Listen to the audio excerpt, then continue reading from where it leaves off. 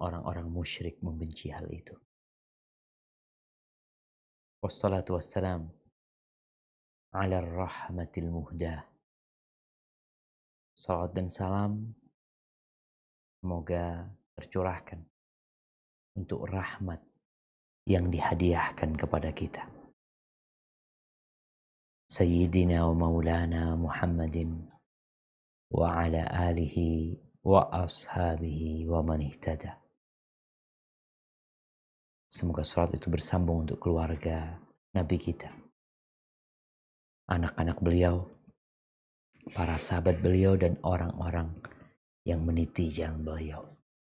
Amma ba'd, ahibati fillah, hari ini kita ngaji sama kawan-kawan kita yang ada di Swiss dan sekitarnya. Kita akan berbincang tentang padang mahsyar. Mungkin tema ini diangkat karena kemarin tanggal 9 Dzulhijjah para jemaah haji berkumpul di padang Arafat dan kita akan wukuf kelak di padang mahsyar tanpa ada pengecualian.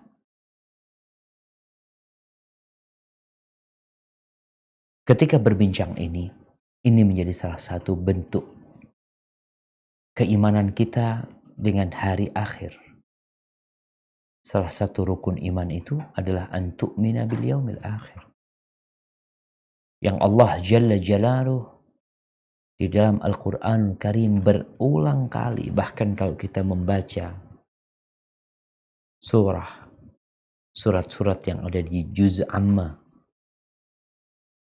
kita akan mendapati banyak cerita tentang hari kiamat.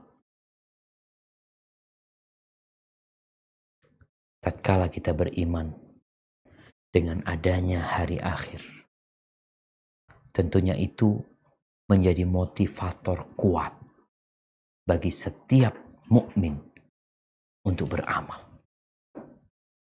Ada yang dia takutkan di sana dan ada yang dia harapkan.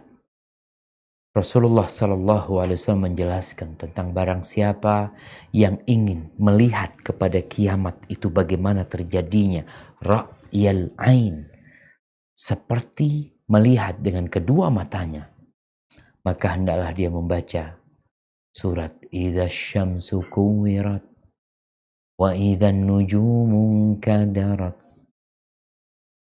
Ketika langit itu, ketika mentari itu digulung, dihilangkan cahayanya.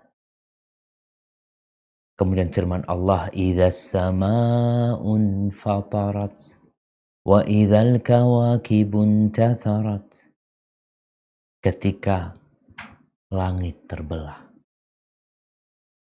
ketika bintang-bintang berjatuhan. Dan surat Al-Insyiqaq, Allah mengatakan idzas samaa'un syaqqat wa adzinat li rabbiha wa huqqat wa idzal ardu muddat. Ketika langit itu pecah, terbelah, dan dia mendengarkan dan taat dengan perintah Allah Azza wa Jalla. Namun kalau bicara kiamat ini, banyak di antara kita yang lalai. Dia mempersiapkan diri untuk hari esok, tapi esok yang dekat. Besok dia mau jalan-jalan, besok dia mau safar. Anda mungkin ada acara bepergian hari Jumat. Anda akan mempersiapkan diri, bekal, apa yang diperlukan. Kita mempersiapkannya. Karena kita benar-benar memang mau melakukan perjalanan. Padahal kita nggak tahu apakah umur anak akan sampai ke hari Jumat atau tidak. Sedangkan nih sesuatu yang pasti, banyak di antara kita lalai. Kalau bicara rumah, kita bikin rumah di dunia, lupa dengan rumah di akhirat. Bicara ingin punya villa, kita berpikir punya villa di dunia, di akhirat nggak pernah terpikirkan. Ahibati fillah, sesungguhnya Allah Azza wa Jalla tatkala mematikan manusia, mematikan ciptaannya dengan ditiupkannya sangkakala, sehingga seluruh manusia itu mati. Bangsa jin pun seperti itu. Dan semuanya berdiam diri. Nggak ada kehidupan kecuali Allah Azza wa Jalla, Al-Hayyul Qayyum. Sampai nantinya ditiupkan sangkakala yang kedua. Setelah itu baru manusia akan dibangkitkan. Di mana antara sangkakala yang pertama dan kedua itu Allah Azza wa Jalla mengirimkan hujan yang seperti air mani. Kemudian air hujan itu membasahi bumi ini. Seluruh yang ada di diri manusia akan hancur. Kecuali jasadnya para nabi yang kita tahu. Kecuali ada satu hal. Ada partikel kecil di tulang ekor manusia. Dari situlah manusia akan tumbuh. Seperti sebuah biji yang disiramin. Kemudian dia tumbuh menjadi pohon. Manusia pun seperti itu. Aibatu fillah. Kalau bicara terjadinya kiamat, sebelum dibangkitkannya manusia, manusia itu benar-benar sibuk dengan kegiatan dia sehari-hari. Sampai Nabi SAW mengatakan, "Fawalladhi nafsi biyadihi, innar rajulaini yanshurani thawb fama yatuyani." Ada dua orang ini, ya namanya sedang beli baju, ditunjukkan bajunya kayak ini, bajunya nih kainnya seperti ini. Itu belum selesai dilipat, kiamat terjadi.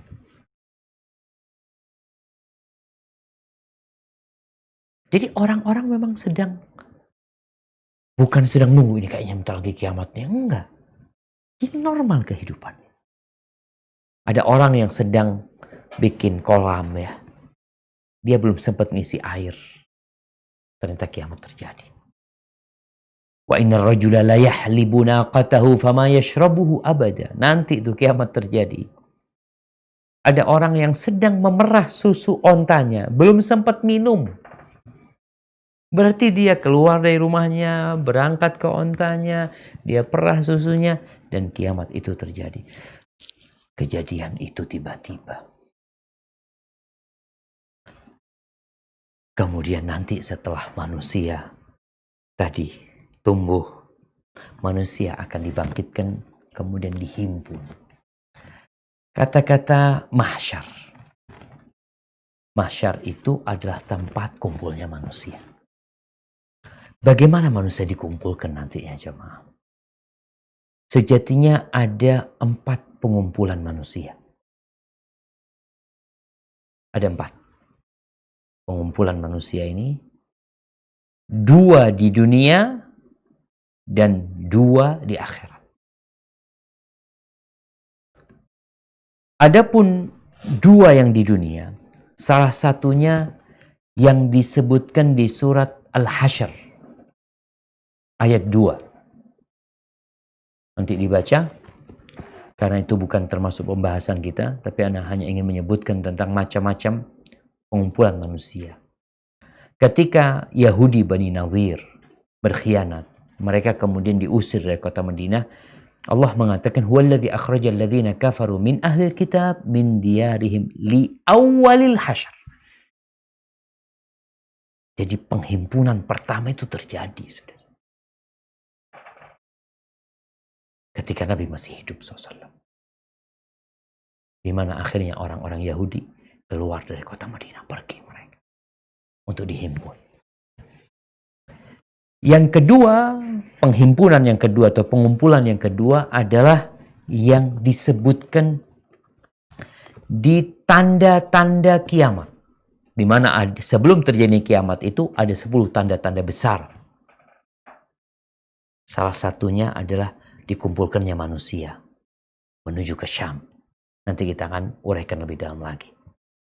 Ini tanda-tanda kiamat. Kemudian penghimpunan yang ketiga, yang di akhirat. 2 di dunia, 2 di akhirat. 2 di akhirat, yang pertama adalah ketika orang dibangkitkan dari kuburannya, keluar dari kuburannya, digiring ke padang mahsyar. Dikumpulkan tuh. Ini yang akan menjadi pembahasan kita. Bagaimana prosesnya, bagaimana kejadian-kejadian di padang mahsyar. Adapun pengumpulan atau penghimpunan yang keempat adalah orang-orang yang di padang mahsyar itu digiring menuju ke surga atau menuju ke neraka. Adapun berkaitan dengan penghimpunan nanti sebelum terjadinya kiamat. Sesungguhnya manusia itu kelak akan digiring, diusir mau tidak mau menuju ke negeri Syam. Negeri Syam, Palestina, Jordania, Syria, dan Libanon. Nabi SAW ketika ditanya tentang Syam, beliau mengatakan Ardul Mahsyari wal Mansyar. Itu tempat dihimpunnya manusia dan tempat dibangkitkannya manusia. Rasulullah SAW menyebutkan nih dalam hadis yang diriwayatkan Imam Bukhari dan Muslim. Beliau mengatakan alaihi salatu wassalam, yuhsyarun nas ala 3 tara'iq.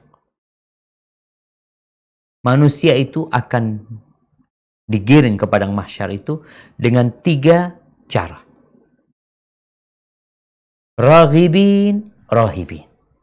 Yang pertama dalam kondisi orang-orang yang memang mau pindah ke sana, berangkat nanti di akhir zaman itu orang-orang memang niat berangkat ke Syam. Sebagaimana Nabi SAW mengarahkan mereka untuk berangkat ke Syam. Raghibin, rahibin. Ada yang cara kedua, mereka dalam kondisi takut. Ketakutan dengan fitnah yang terjadi di mana-mana, akhirnya mereka pergi menuju ke Syam. Beliau menyebutkan kondisi mereka yang berangkat ke Syam itu wathnani ala ba'ir, wa thalathatun ala ba'ir, wa arba'atun ala ba'ir, wa asyratun ala ba'ir. Kondisinya nanti di akhir masa itu jamaah, Nabi menyebutkan onta. Entah kemana pesawat perginya. Entah kemana mobil perginya. Entah kemana motor pergi. Nanti ada yang satu onta dinaikin 2 orang bergantian. Ada yang satu onta dinaikin 3 orang bergantian. Ada yang satu onta dinaikin 4 orang bergantian.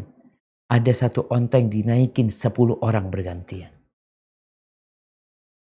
Mereka pergi berangkat ke sana. Karena memang nanti kendaraan gak ada.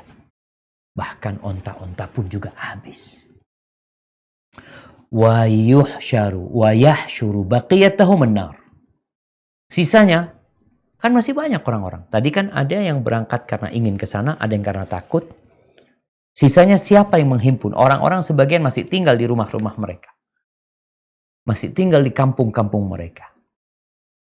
Lalu yang menghimpun mereka adalah api yang keluar dari Yaman. Jadi akan ada api yang keluar jemaah dari Yaman itu. Yang kemudian menyebar ke seluruh dunia.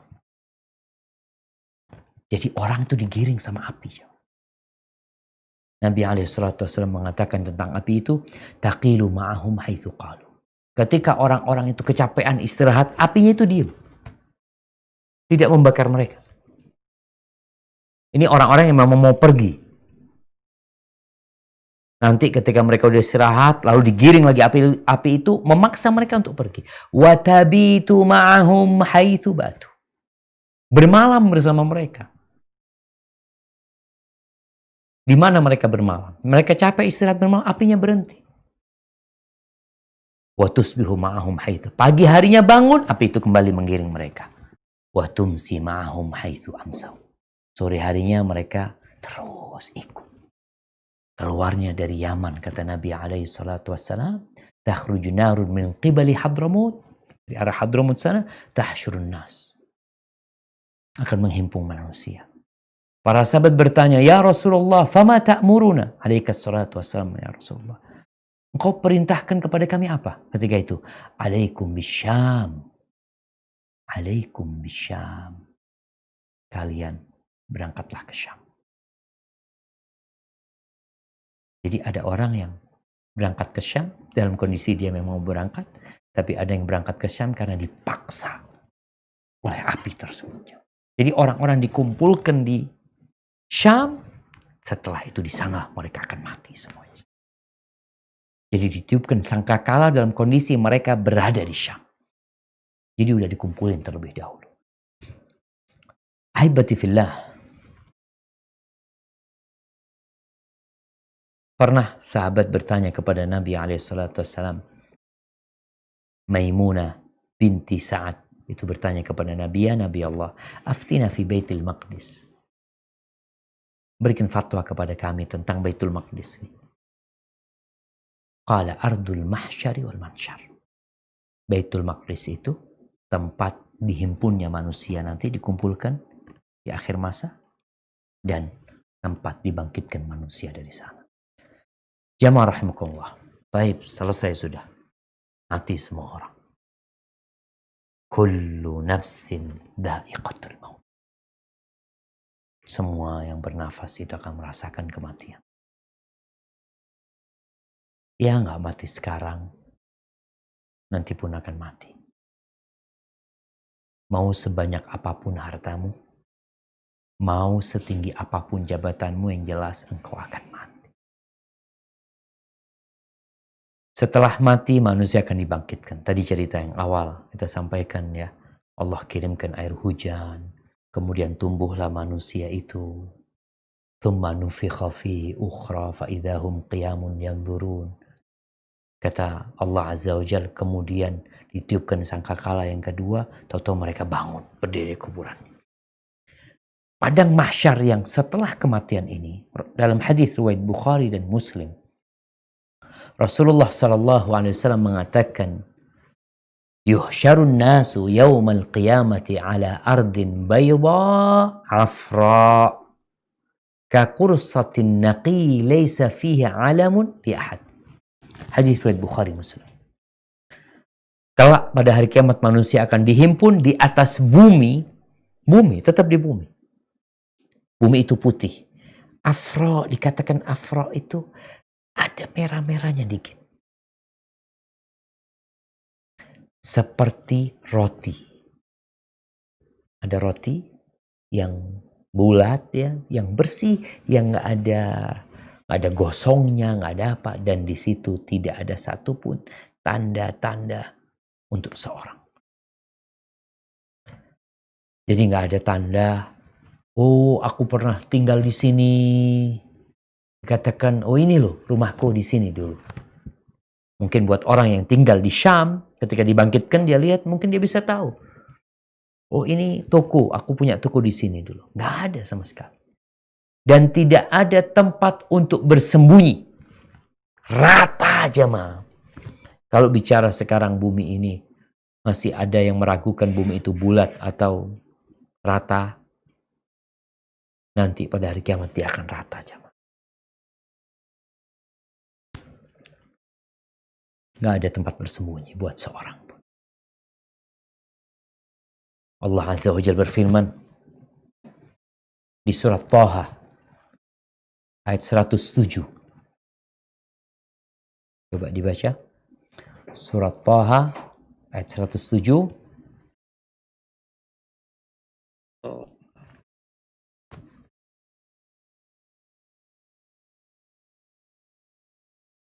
Sebentar Pak Ustaz. Nah.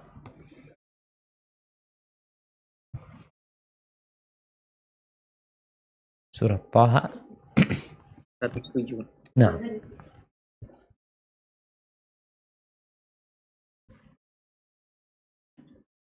أعوذ بالله من الشيطان الرجيم بسم الله الرحمن الرحيم لا ترى فيها عوجا ولا أمتا.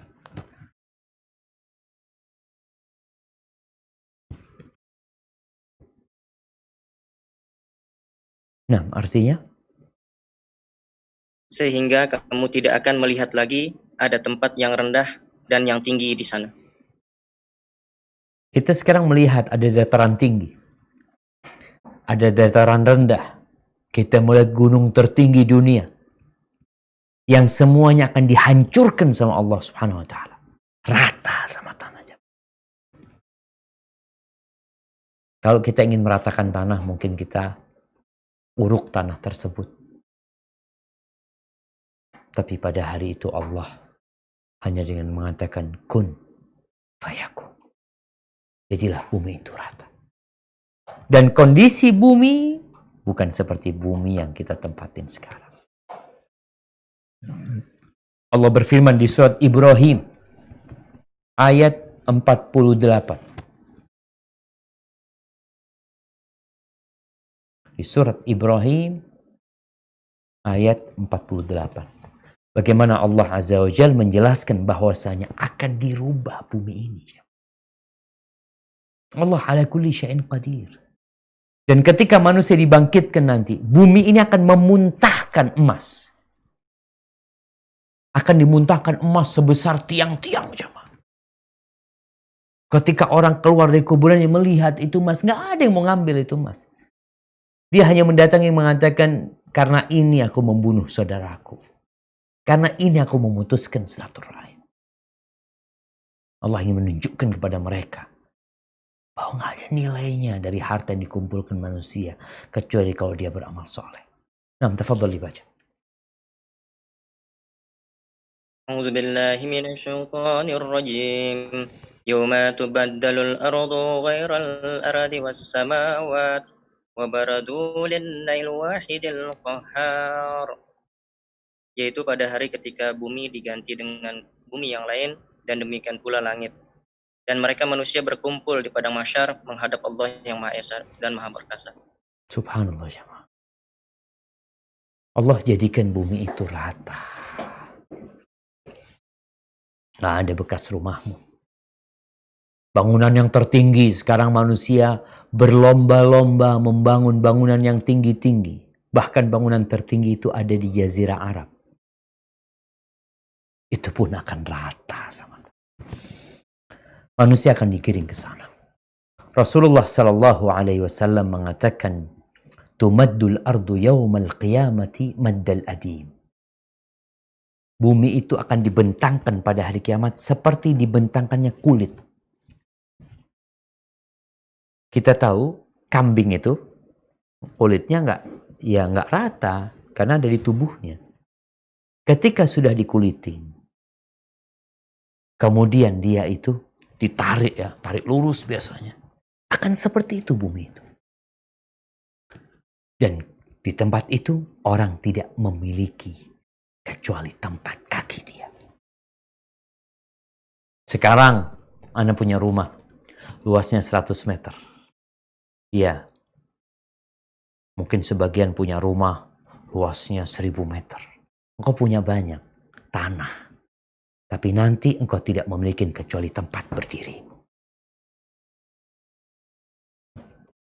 Dan yang pertama dibangkitkan adalah Nabi kita Muhammad sallallahu alaihi wasallam. Yang pertama dibangkitkan dari kubur untuk menuju ke padang mahsyar tersebut adalah Rasulullah sallallahu alaihi wasallam. Di kuburannya beliau, kota Madinah sana. Beliau mengatakan alaihi salatu wassalam, "Anal hashir alladhi yuhsyarun nas ala qadamai." Aku adalah orang yang mengumpulkan, di mana orang-orang itu akan dikumpulkan di hasyar ke padang mahsyar itu mengikuti Nabi alaihi salatu wassalam. Ahibati fillah, bagaimana kondisi orang-orang beriman ketika mereka dihimpun pada hari kiamat? Kita tahu di muka bumi ini berdasarkan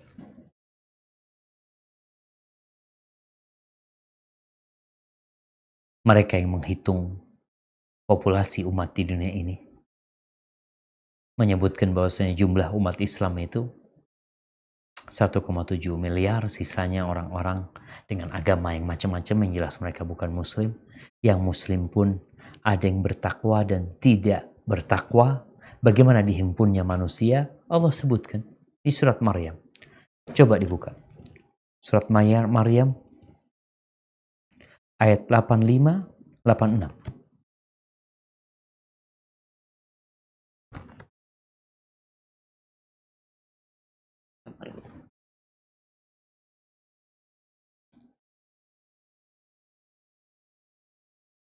أعوذ بالله من الشيطان الرجيم يوم نحشر المتقين إلى الرحمن وفدا ونسوق المجرمين إلى جهنم وردا.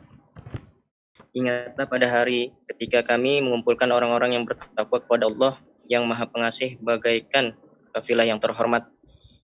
Dan kami akan menggiring orang-orang yang durhaka ke neraka jahanam dalam keadaan dahaga. Nah, tuh perbedaan. Allah nggak mungkin menyamakan orang yang beriman, orang yang taat kepada Allah Subhanahu wa taala, orang yang sholat 5 waktu, orang yang puasa di bulan Ramadan, orang yang bersedekah dengan hartanya, orang yang menjaga dirinya dari yang haram-haram. Masa mau disamakan sama orang-orang mujrimin? Maka nanti di padang mahsyar akan nampak bagaimana orang-orang bertakwa itu digiring menuju kepada Ar-Rahman seperti delegasi tamu kehormatan. Mereka digiring di atas onta-onta dari cahaya menuju kepada Allah Subhanahu wa taala. Sedangkan orang-orang pelaku dosa akan digiring dalam kondisi dahaga. Orang-orang beriman minum dari telaga para nabi. Adapun pelaku dosa dalam kondisi kehausan melihat orang-orang beriman minum, dia digiring menuju ke neraka jahanam. Na'udzubillah min dzalik. Ada sebagian hamba-hamba Allah yang soleh yang akan dihimpun dari perut binatang buas. Karena ketika di dunia ini ada orang yang mati dimakan macan. Yang memangsa dia itu ada 10 macan. Singa atau hena atau dimangsa oleh ular, oleh burung-burung pemakan bangkai. Ada yang dimakan sama ikan. Tulangnya ada di ikan ini akan tersebar ke penjuru dunia mungkin ketika dimakan ikan di lautan.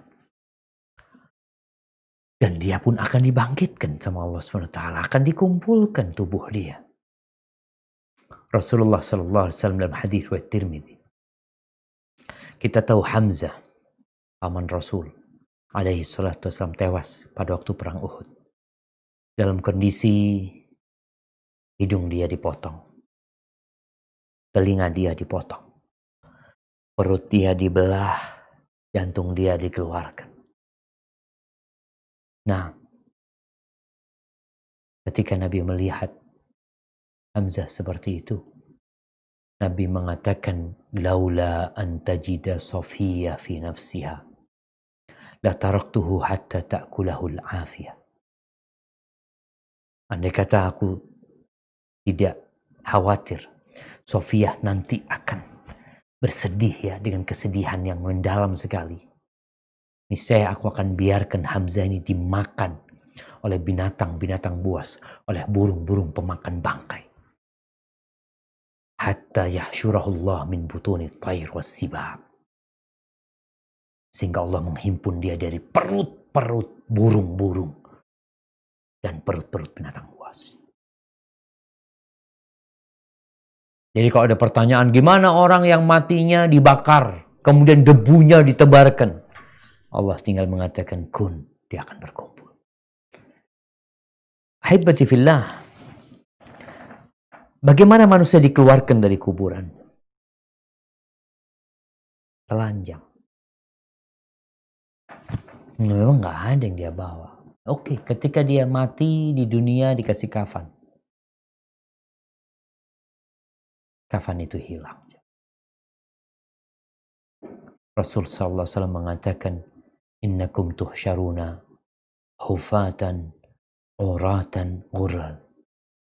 Kalian akan digiring ke padang mahsyar nanti dari kuburan kalian dalam kondisi kalian tidak punya alas kaki. Alas kaki yang kita gunakan untuk menyelamatkan kaki kita dari batu-batu yang tajam, dari paku dan beling. Alas kaki yang terkadang juga menjadi alat kebanggaan kita untuk menunjukkan kemewahan. Engkau pakai sepatu merek apa? Pakai sandal merek apa? Nanti engkau nggak akan pakai alas kaki. Uratan, engkau akan dihimpun dalam kondisi telanjang. Pakaian yang sejatinya untuk menutup aurat. Untuk menyelamatkan diri kita dari dingin atau panas. Dan juga untuk kebanggaanmu. Pakai baju merek apa dirimu. Engkau nanti dibangkitkan dan dihimpun dalam kondisi telanjang. Urlan dalam kondisi belum sunat. Ketika Aisyah radhiyallahu ta'ala anha mendengar sabda Nabi ini alaihi salatu wassalam, dia spontan bertanya, "Ya Rasulullah, ar-rijalu wan nisa yanzuru ba'duhum ila ba'd." Wahai Rasulullah, laki sama perempuan telanjang. Sebagian akan melihat kepada sebagian lainnya.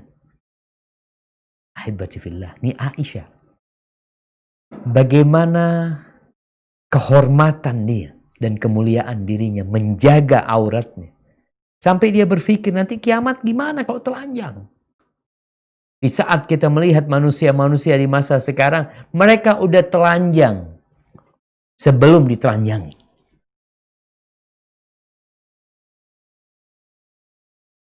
Binatang masih menutup auratnya. Allah kasih dia bulu ya. Dikasih bulu binatang itu.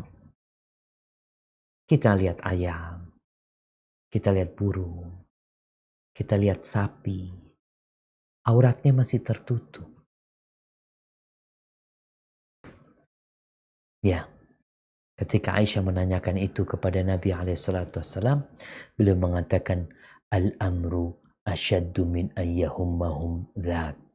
Kondisinya sangat menegangkan, menakutkan.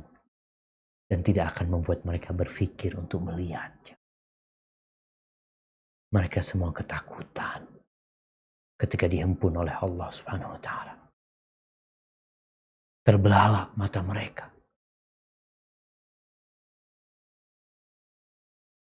Kosong pandangan mereka. Gimana akan memikirkan melihat orang yang telanjang? Yang ada adalah diri mereka. Mereka akan mengatakan, "Man ba'atsana min marqadina hadza." Siapa yang menghidupkan kami, membangunkan kami dari tidur kami? Ustaz, bukannya ada azab kubur di sana? Kok ini orang mengatakan dari tidur kami? Iya, kita tahu ada fase antara ditiupkannya sangkakala pertama, di mana semua mati, sampai malaikat Israfil mati, dan semua malaikat-malaikat meninggal dunia. Sehingga dia seperti orang tidur. Gak ada yang nyiksa dia pada waktu itu. Karena mereka seperti orang tidur. Fase antara tiupan pertama dan tiupan kedua. Maka mereka bertanya, siapa yang membangkitkan kami dari tidur kami? Ahibati fillah. Ada orang-orang sombong. Pada hari kiamat nanti ketika dibangkitkan manusia. Urusannya itu urusan dengan amal. Urusannya dengan amal perbuatan. Semuanya biqadri amali. Orang akan dibangkitkan sesuai dengan akhir hidup dia. Yang mati dalam kondisi bertalbiyah, ingat. Dalam kondisi pakai ihram, dia sedang berhaji. Atau dia sedang umrah dan belum melepas ihramnya. Maka Nabi SAW mengatakan ketika ada sahabat yang mati dalam kondisi seperti itu. La tuhannituh wa la tughattu ra'sah kaffinuhu fi thawbayh. Jangan dikasih parfum nih orang. Jangan dia ditutup kepalanya. Kafani dia di dua kain ihram dia. Karena sejatinya dia akan dibangkitkan pada hari kiamat dalam kondisi bertalbiyah. Fa innahu yub'atsu yaumal qiyamati mulabbiya. Dia akan dibangkitkan dalam kondisi mengatakan labbaik Allahumma labbaik. Labbaik la syarika laka labbaik. Innal hamda wan ni'mata laka wal mulk la syarika lak. Orang-orang yang mati syahid tidak dimandikan. Dia dikuburkan di dalam pakaian mereka, di dalam darah mereka. Dan akan dibangkitkan dalam kondisi darah itu keluar dari tubuhnya. Warnanya warna darah. Aromanya aroma misik, bukan amis. Dan orang-orang yang sombong sesuai dengan amal dia. Orang yang sombong itu jamaah, dia merasa besar, merasa lebih tinggi dari orang lain, merasa lebih hebat dari orang lain, meremehkan orang lain, dan tidak mau dikasih tahu, menolak kebenaran. Kata Nabi alaihi salatu wassalam, wal mutakabbirun yuhsyaruna ka'amthalidh dhar fi suwarir rijal yaghshahumudh dhullu min kulli makan. Subhanallah. Orang-orang yang sombong dibangkitkan dari kuburan. Keluar dari kuburannya kecil-kecil jamaah. Seperti semut. Seperti semut. Tapi dalam bentuk manusia. Dia diliputin kehinaan, ketakutan, kekhawatiran. Karena dia melihat ada orang-orang besar yang sedang keluar dari kuburannya. Dia takut diinjak. Dia takut ditendang. Dia ketakutan. Sesuai dengan amalannya. Bukankah engkau selama hidup di dunia yang merendahkan orang, menginjak orang? Maka pada hari kiamat engkau akan dihimpun dalam kondisi wujudnya kecil seperti dzar. Ahibati fillah, bagaimana dengan orang-orang kafir? Kita akan lihat. Allah menyebutkan bagaimana orang kafir digiring ke padang mahsyar di surat Thaha ayat 124-126. Kalau tadi digiring menuju ke neraka jahanam di surat Maryam, di sini Allah jelaskan di surat Thaha ayat 124-126. Nah, surat Thaha 124-126. Nah, silakan dibaca.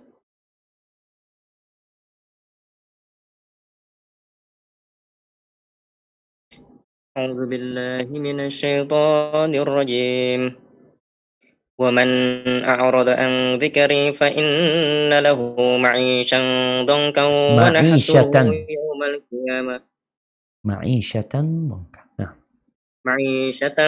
ضنكا ونحشره يوم القيامة أعمى قال رب لما حشرتني أعمى وقد كنت بصيرا كنت بصيرا قال كذلك أتتك آياتنا فنسيتها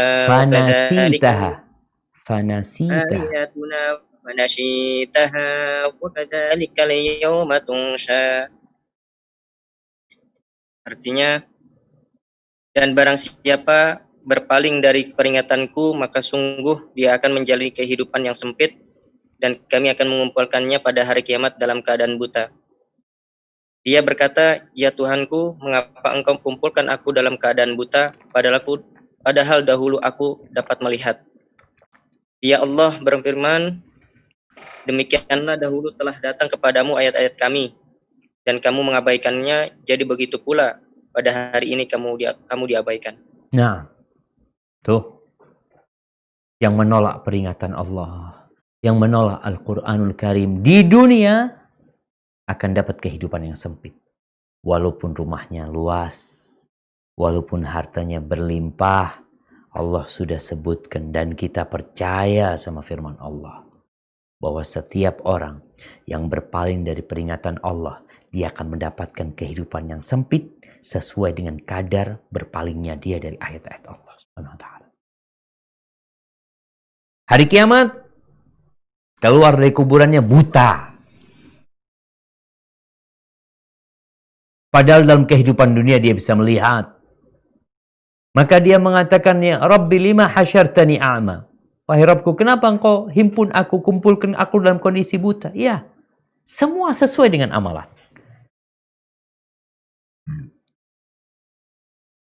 Ini datang kepadamu ayat-ayat kami. Engkau melihatnya. Engkau mendengarnya. Engkau memahaminya. Tapi engkau abaikan. Maka hari ini engkau diabaikan. Subhanallah jemaah. Na'udzubillah min dzalik ya.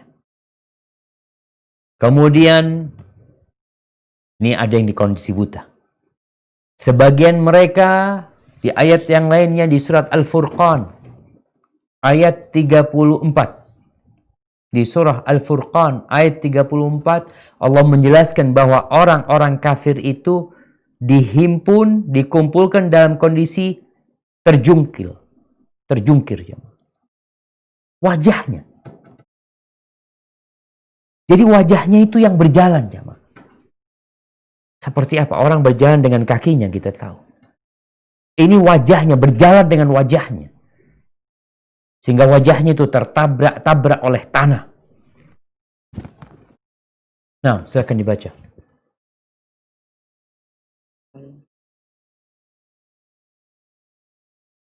أعوذ بالله من الشيطان الرجيم الذين يحشرون على وجوههم إلى جهنم أولئك شر مكانا وأضلوا سبيلا. Orang-orang yang dikumpulkan ke neraka jahanam dengan diseret wajahnya, mereka itulah yang paling buruk tempatnya dan paling sesat jalannya. Barakallahu fikum. Ketika itu sahabat bertanya. Ada seorang yang mengatakan, ya Nabi Allah, kaifa yuhsyarul kafir ala wajhi? Gimana nih orang kafir digiring ke padang mahsyar, di wajahnya itu gimana gitu loh. Jalannya gimana?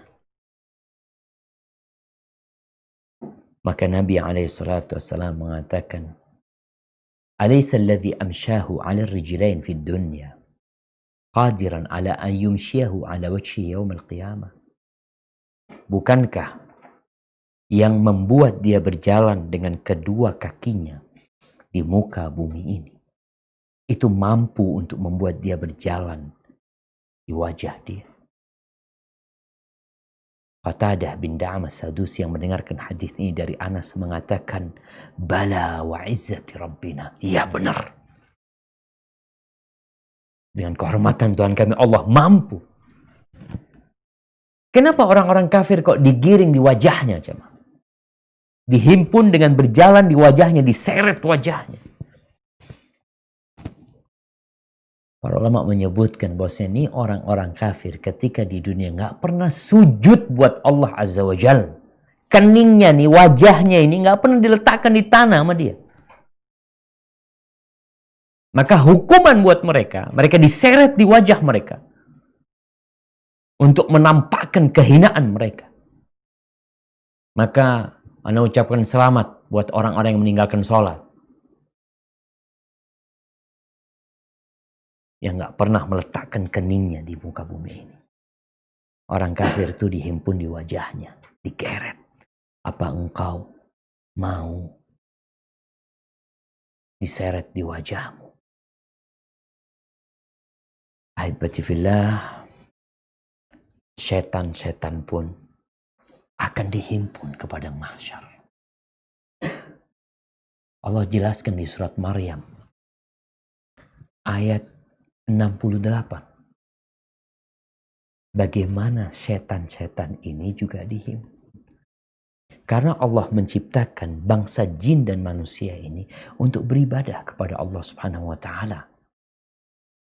Sehingga mereka akan mendapatkan balasan dari apa yang mereka perbuat. Wa ma khalaqtul jinna wal insa illa liya'budun.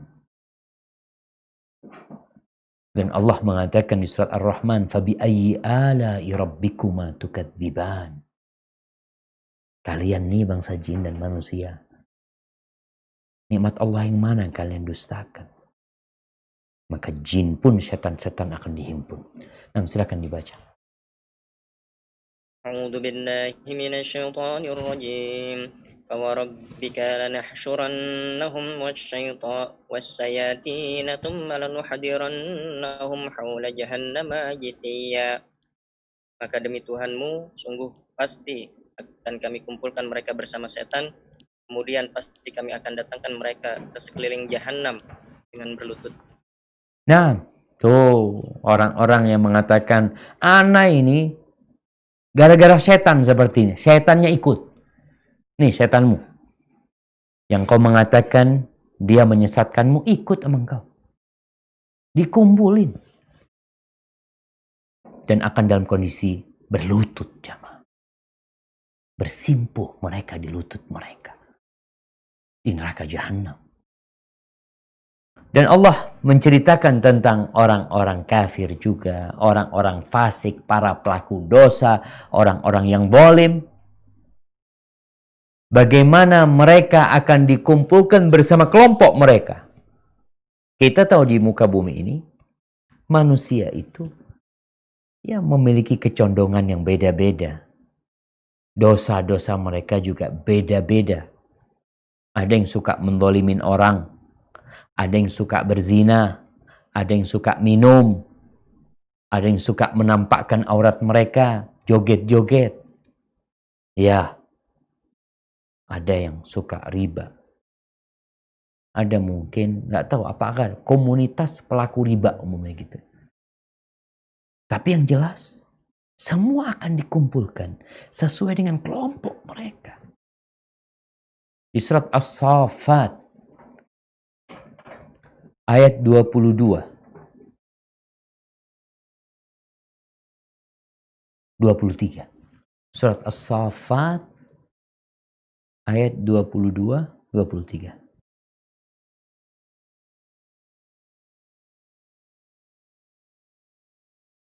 أعوذ بالله من الشيطان الرجيم احشر الذين ظلموا وأزواجهم وما كانوا يعبدون من دون الله فاهدوهم إلى صراط الجحيم.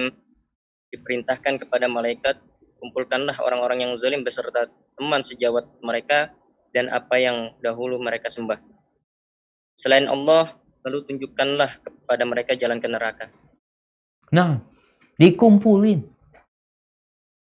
Makanya almar'u ma'aman ahab. Orang itu akan dikumpulkan bersama orang yang dia cintai. Yuhsyarul mar'u ma'aman ahab. Dikumpulkan bersama yang dia cintai. Orang itu kenapa dilarang sama Nabi SAW untuk menyerupai orang-orang kafir, untuk menyerupai orang-orang fasik? Karena pada awalnya kita itu menyerupai orang itu kadang-kala di penampilannya dulu, di gaya rambutnya dulu, di pakaiannya. Nanti setelah itu lama-kelamaan hatinya ingin seperti hati dia. Orang akan dikumpulkan bersama yang dia cintai. Pezina ya kumpulan sama pezina. Pelacur sama pelacur, ada komunitas mungkin. PSK sekarang namanya. Akan dikumpulkan bersama mereka. Yang menyembah berhala-berhala dikumpulin sama berhala-berhala mereka sekalian. Bukan cuma sama temannya, sama berhala-berhala mereka. Kemudian ditunjukkan kepada mereka jalan menuju ke neraka jahanam. Aibati fillah. Maka cintailah orang-orang soleh agar engkau dikumpulkan bersama mereka. Sejak di padang mahsyar pun kumpulannya udah sama orang soleh, sama orang baik. Dan harapannya kalau orang-orang soleh yang kumpul sama engkau di padang mahsyar, dia masuk surga, kemudian engkau nggak masuk karena ada dosa-dosa yang harus dipertanggungjawabkan dan harus masuk ke neraka, semoga mereka bisa memberikan syafaat kepada dirimu. Binatang, gimana Ustaz? Ya, kita tahu makhluk Allah Subhanahu wa taala, ada jin, ada manusia, malaikat tentunya berbeda sama kita. Mereka tidak pernah melakukan kemaksiatan. Bagaimana dengan binatang? Kita melihat ayam, kita melihat kambing kemarin yang kita sembelih, sapi yang kita sembelih. Apakah mereka juga akan dikumpulkan pada hari kiamat? Nah, binatang-binatang akan dikumpulkan. Di surat At-Takwir ayat 5 dan di surat Al-An'am ayat 38 ya. Baca dulu surat Takwir ayat 5.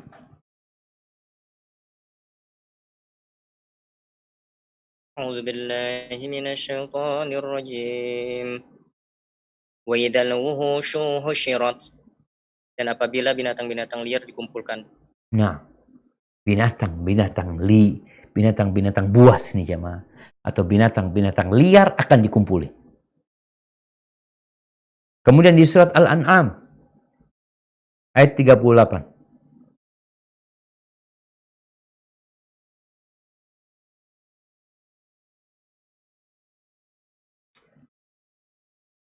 أعوذ بالله من الشيطان الرجيم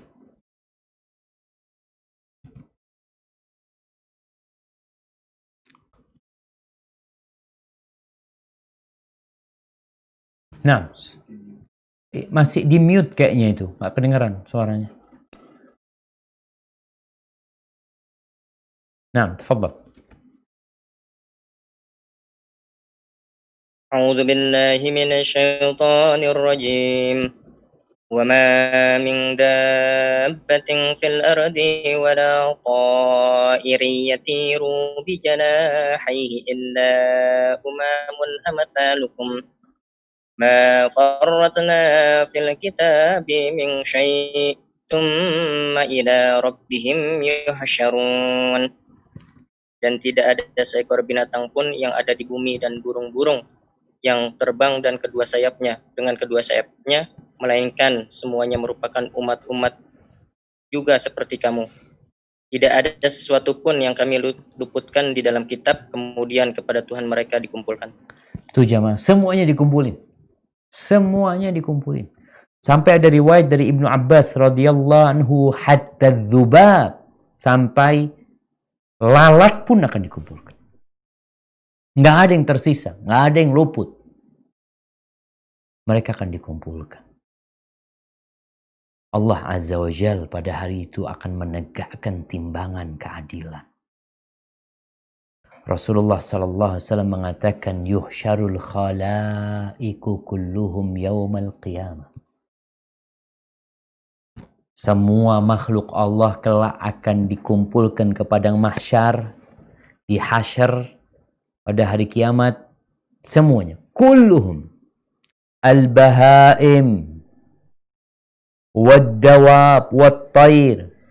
Binatang-binatang. Hewan-hewan ternak. Binatang-binatang, burung-burung. Wa kullu syai', dan segala sesuatu. Fayablughu min adlillah. Nabi menjelaskan tentang bagaimana keadilan Allah Subhanahu wa taala, an ya'khudha lil jamma min al-qarna. Allah menegakkan keadilan sampai binatang-binatang yang bertanduk, yang menanduk saudaranya yang tidak bertanduk, akan Allah ambilkan keadilan buat yang tidak bertanduk itu. Kenapa ditanduk? Lalu setelah itu, setelah keadilan ditegakkan, tsumma yaqul, lalu Allah berkata kepada binatang-binatang tersebut, hewan-hewan, burung-burung, kuni turaban, jadilah engkau tanah. Ketika itu orang-orang kafir melihat binatang-binatang tahu-tahu berjadi di tanah, jamaah. Mereka melihat di padang mahsyar itu bagaimana keadilan ditegakkan. Itu binatang-binatang semua yang digiring tahu-tahu jadi debu. Apa kata orang kafir? Ya laitani kuntu turaba. Andai kata aku jadi tanah. Andai kata aku menjadi tanah. Karena dia melihat menjadi tanah lebih rahmat buat mereka daripada diazab dalam api neraka. La yamutu fiha wa la yahya. Mereka tidak hidup dan mereka tidak mati di sana. Selesai nih. Binatang-binatang udah hisabnya selesai. Haibati fillah. Kajian kita hari ini tidak berbicara tentang banyaknya kejadian ya, banyak kejadian di padang mahsyar itu. Tentang hisab, itu ada. Mungkin nanti ada kajian sendiri tentang bagaimana penghitungan manusia di padang mahsyar, bagaimana mizan, bagaimana timbangan nantinya, bagaimana telaga Nabi alaihi salatu wassalam, bagaimana syafaat Nabi. Itu semua kejadian-kejadian di padang mahsyar yang sangat menakutkan. Insya Allah itu akan dibahas pada kajian yang lainnya insya Allah. Baik, tinggal manusia bangsa jin yang mereka mukallafun, yang mereka memang diberi amanah untuk beribadah kepada Allah Subhanahu wa taala, mereka yang akan dihisab. Bagaimana para pedagang, bisnismen? Ya. Ada sebuah hadis khusus berkaitan dengan mereka yang diriwayatkan oleh Imam Darimi dari Al-Bara bin Azib radhiyallahu anhu qala atana Rasulullah sallallahu alaihi wasallam ila al-Baqi. Suatu hari datang kepada kami Nabi alaihi salatu wasallam menuju ke Baqi. Faqal, lalu Nabi mengatakan kepada para sahabatnya, "Ya ma'syarat tujjar." Wahai para pedagang. Dipanggil, maka para pedagang ini pada ngelihat ke Nabi semuanya. Tertuju pandangan mereka, leher mereka menuju kepada Nabi SAW. Nabi panggil mereka. Setelah mereka konsentrasi, mendengarkan suara Nabi SAW, baru beliau mengatakan, Inna tujjar yuhsyaruna yawmal qiyamati fujjaran illa manittaqa wa barra wa sadaq. Sesungguhnya para pedagang pada hari kiamat akan dihimpun dalam kondisi mereka adalah pelaku dosa. Orang-orang jahat mereka. Kecuali yang memiliki 3 kriteria. Engkau pedagang, tujjar fujar. Pedagang itu banyak penjahat di antara mereka. Kecuali yang punya 3 kriteria.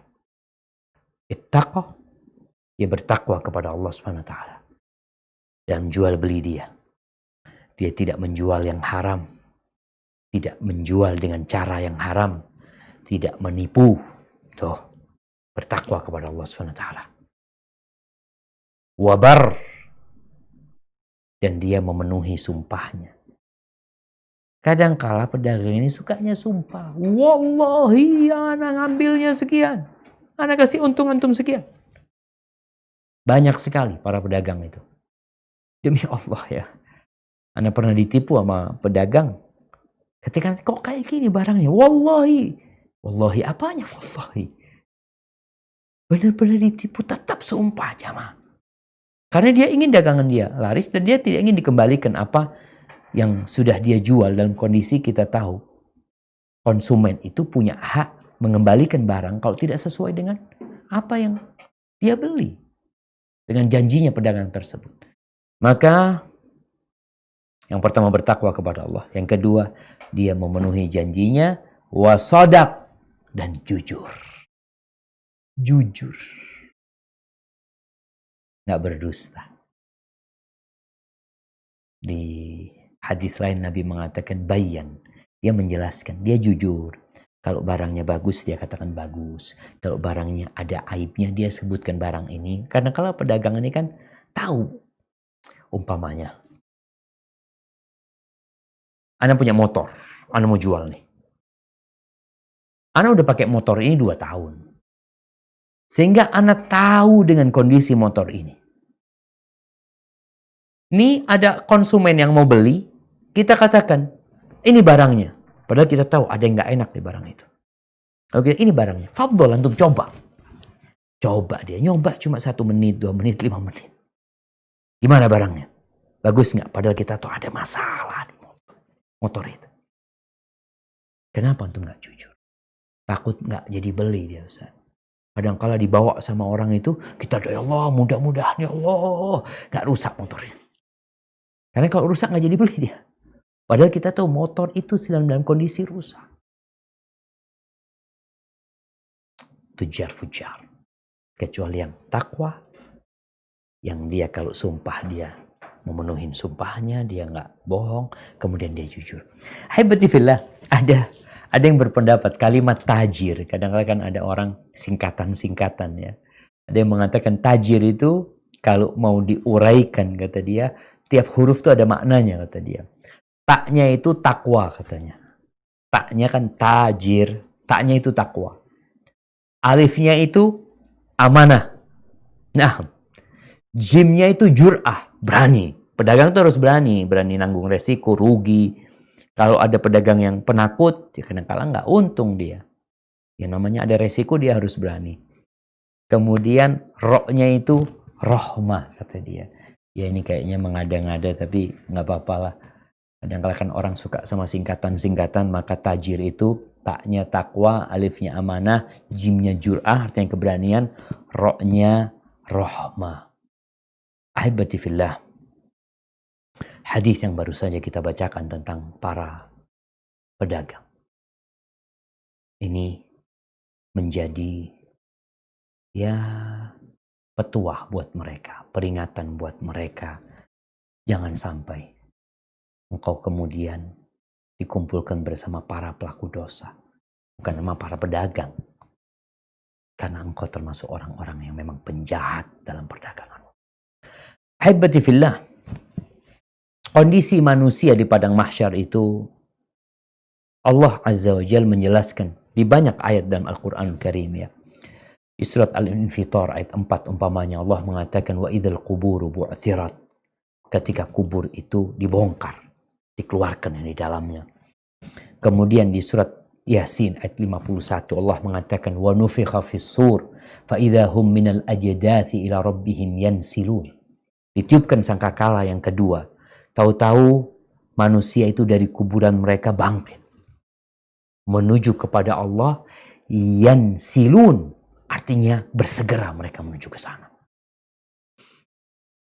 Kemudian di surat Al-Ma'arij ayat 43 Allah mengatakan ka'annahum ila nusubi yufidhun, seakan-akan mereka itu berlomba-lomba menuju kepada sebuah tanda ya.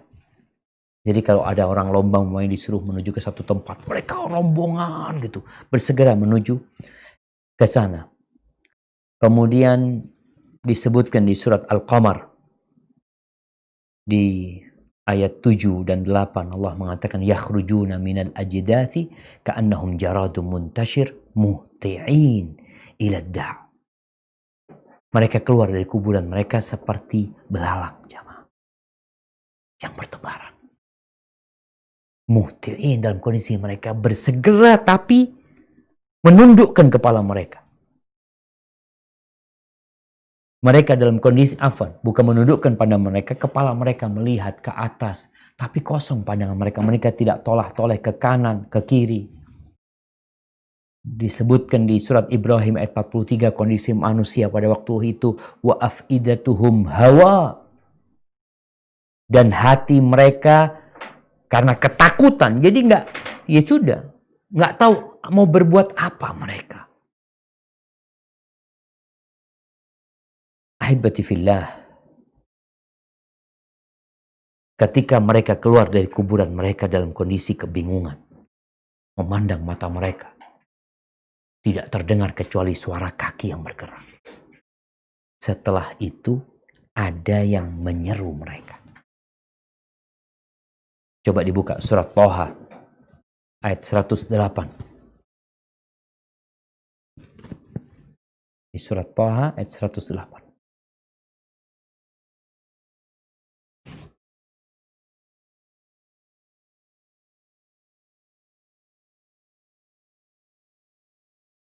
أعوذ بالله من الشيطان الرجيم يومئذ يتبعون الداعي لا عوج له وخشعت الأصوات للرحمن فلا تسمع إلا همسا.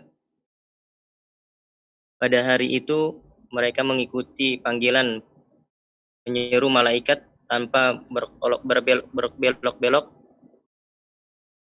membantah, dan semua suara tunduk merendah kepada Tuhan yang Maha Pengasih, sehingga yang kamu dengar hanyalah bisik-bisik. Nah, hamsa dikatakan bisikan atau suara telapak kaki mereka. Ketika mereka kebingungan tadi seperti belalang berterbangan, tahu-tahu mereka mulai ada tujuan. Ada yang manggil mereka. Ada yang menyeru mereka.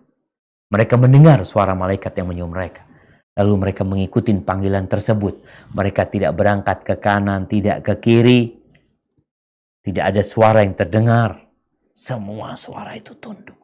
Kalaupun ada, hanya ada bisikan atau suara telapak kaki yang sedang berjalan.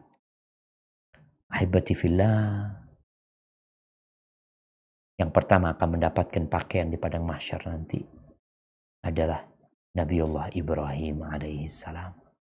Beliau yang pertama dapat pakaian. Kenapa kok Nabi Ibrahim alaihissalam yang pertama mendapatkan pakaian? Para ulama menjelaskan mungkin di antara sebabnya yang tahu Allah SWT.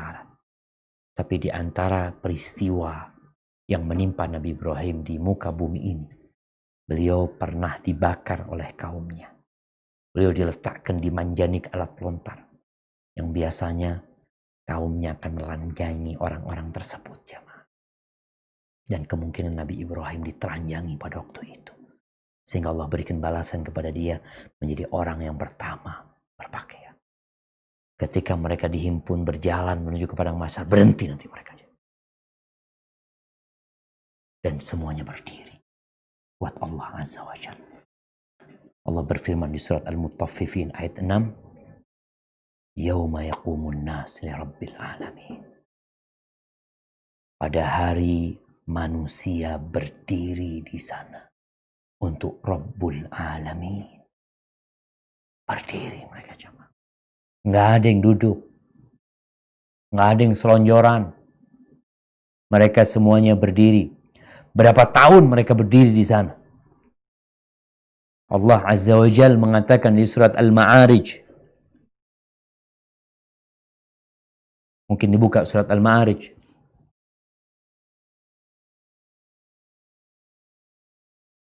Ayat 3 cuma. Ayat 4. Ayat 4. Nah. Iya, tafadhal.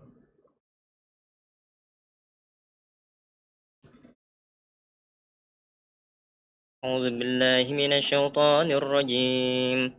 تعرج الملائكة والروح إليه في يوم كان مقداره 50,000 سنة.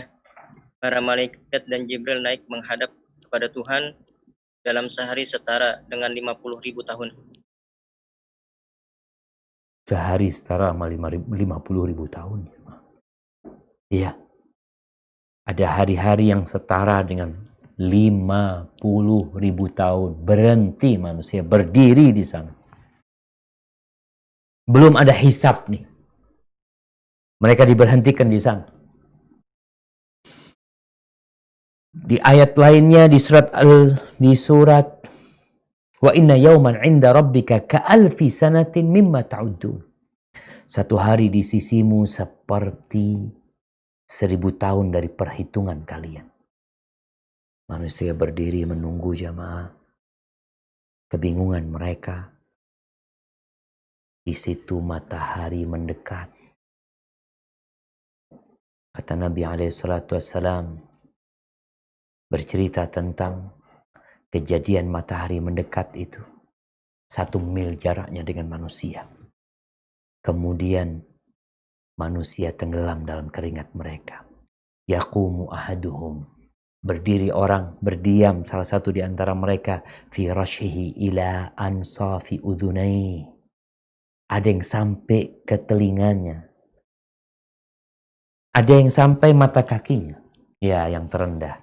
Ada yang sampai lututnya. Wa minhum man yablughu hiqwaih. Ada yang sampai ke pinggulnya. Ada yang sampai ke dadanya. Ada yang sampai ke telinganya. Wa minhum man yuljimuhumul araq iljaman. Nabi SAW mengatakan, ya'raqun nas yawmal qiyamah hatta yadhhaba araquhum fil ardi 70 dhira'an. Orang itu terus berkeringat jemaah. Sampai keringatnya itu dihisap sama bumi sedalam 70 hasta. Kalau yang sampai ke telinganya, seperti dalam kaca-kaca manusia. Artinya di sebelahnya keringatnya sampai ke lututnya, yang sebelahnya sampai ke telinganya. Dan Allah bikin mereka melihat kepada orang lain. Untuk menjadikan azab itu semakin pedih buat dirinya. Kalau kita tahu seperti itu, di situ ada naungan Allah Subhanahu wa taala. Ada naungan. Kata Rasul sallallahu alaihi wasallam, sab'atun yudhilluhumullah fi dhillih. Ini belum hisab, ingat kita belum bicara hisab. Pada hari itu ketika matahari mendekat, ada 7 orang, 7 jenis manusia yang akan mendapatkan naungan dari Allah Subhanahu wa taala. Imamun adil, imam yang adil. Wa syabun nasya'a fi ibadatillah, pemuda yang tumbuh besar dalam kondisi dia beribadah kepada Allah Subhanahu wa taala. Wa rajulun qalbuhu mu'allaqun bil masajid, seorang laki-laki yang hatinya bergantung di masjid. Wa rajulani tahabba fillah wajtama'a alaihi wa tafarraqa alaihi, dan 2 orang yang mencintai karena Allah, berpisah karena Allah, kumpul karena Allah, berpisah karena Allah.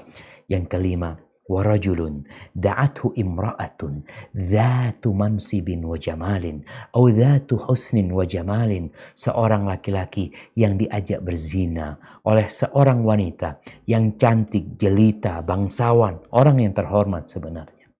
Lalu laki ini mengatakan, inni akhafullah, aku takut sama Allah Subhanahu wa taala. Yang keenam, wa rajulun tasaddaqa bi sadaqatin fa akhfaha, seorang laki-laki, bukan laki-laki semua sudah, laki sama perempuan yang bersedekah, kemudian dia sembunyikan sedekahnya, nggak ada orang yang tahu, sampai tangan kirinya pun nggak tahu apa yang disedekahkan dengan tangan kanannya. Dan yang ketujuh, wa rajulun dzakarallaha khalian fa fadat aina, seorang yang mengingat Allah dalam kesunyian, lalu air matanya menetes di pipinya. Jadi ke dalam kondisi matahari mendekat, ternyata ada orang-orang yang mendapatkan naungan dari Allah Subhanahu wa taala. Sejak mereka di kuburan, sejak dibangkitkan, itu sudah sesuai dengan amalan jamaah. Ketika di dunia ini nggak sesuai dengan amalan. Kadangkala ada orang rizkinya lebih banyak mengatakan, ya sesuai dengan amalannya. La. Ada orang soleh miskin. Ada orang bertakwa susah hidupnya. Kalau bicara sesuai dengan amalan berarti orang-orang yang tidak pernah sujud, rizkinya sedikit. Tapi enggak. Ada orang-orang yang nggak pernah sholat, rizkinya banyak. Di sini sesuai dengan ujian yang Allah berikan kepada mereka. Tapi di sana sesuai dengan amalan kita. Kemudian jamaah rahimakumullah, setelah itu, setelah dari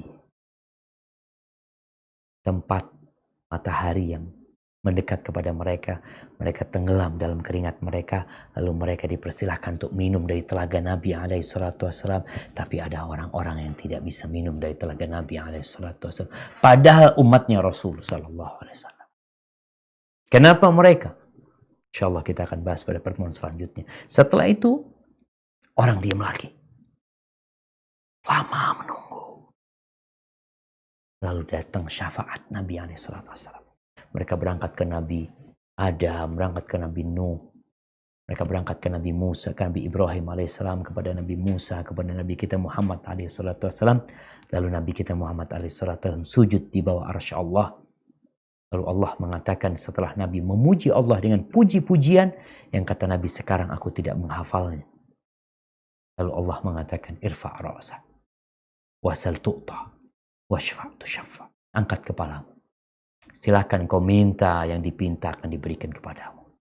Engkau mau memberikan syafaat, syafaatmu akan diterima. Setelah itulah Nabi minta supaya persidangan dimulai. Persidangan digelar. Ini di padang mahsyar nih.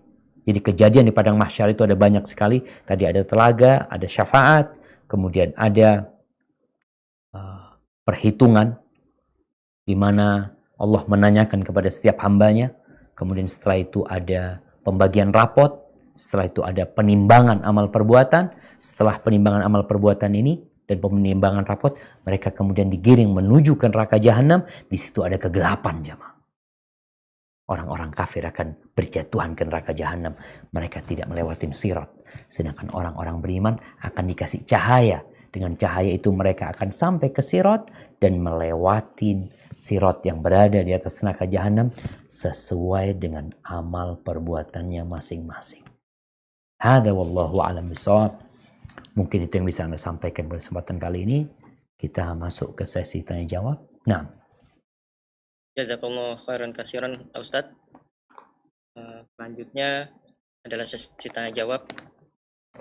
Disilakan untuk Bu Evi.